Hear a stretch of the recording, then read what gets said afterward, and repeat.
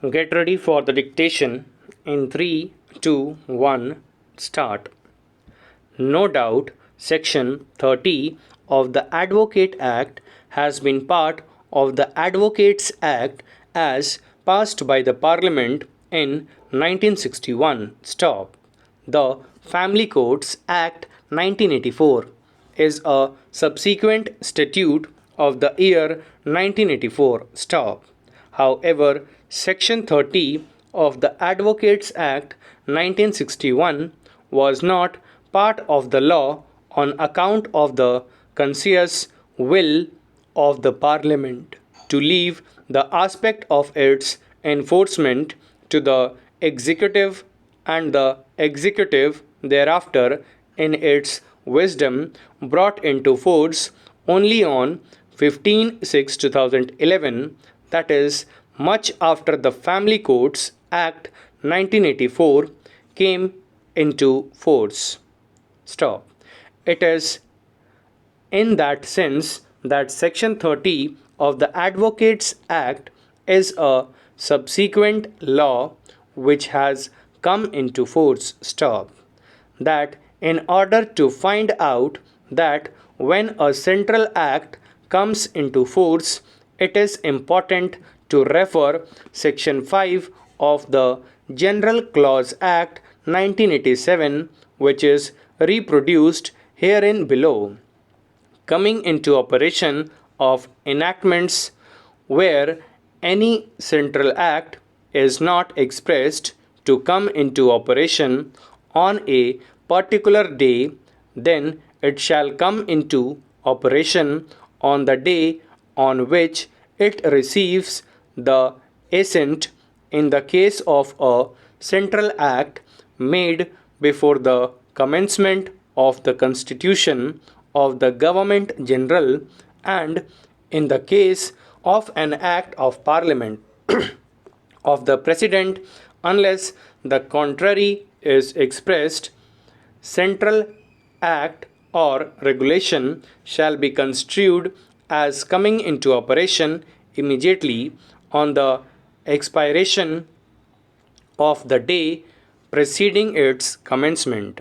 It is submitted that the reference aforesaid is in the context as to when a central act comes into force, that is, when it is not expressed to come into operation on a particular day, it is to be on the day when it receives the assent of the President, and on the expiry of the day preceding its commencement under subsection 3 of Section 5 of the General Clause Act. Stop. However, this has a caveat that unless the contrary is expressed, stop.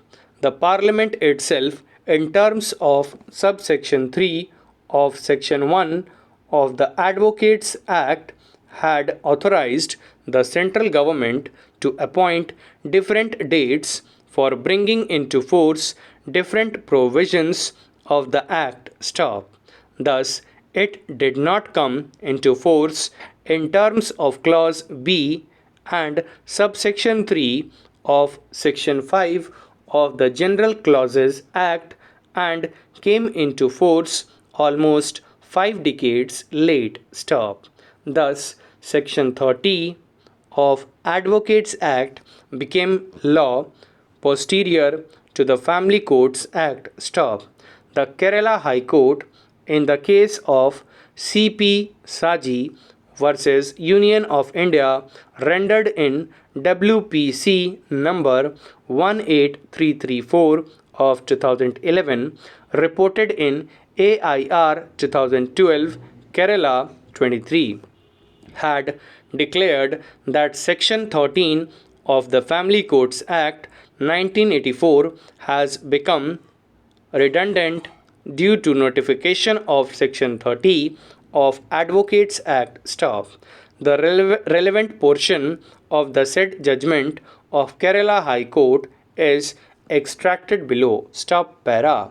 Yet another aspect to be considered is whether any sanction to engage a lawyer is necessary as on date. Stop. Section 30 of the Advocates Act is relevant in this regard, which reads as follows.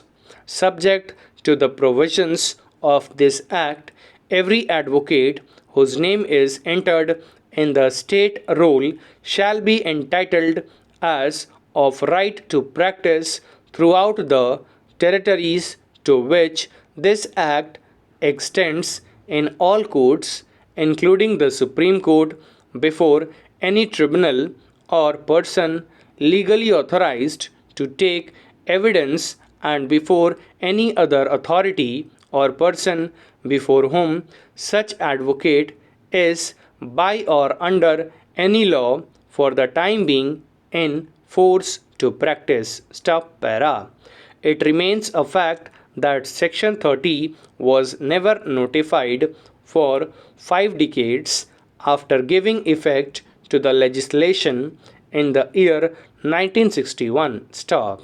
Scope of Section 13 of the Family Courts Act 1984, dealing with the right to legal representation, which speaks about the necessity to file sanction petition, has to be analyzed in the above background. Stop. The said provision reads as follows. Stop. Thank you.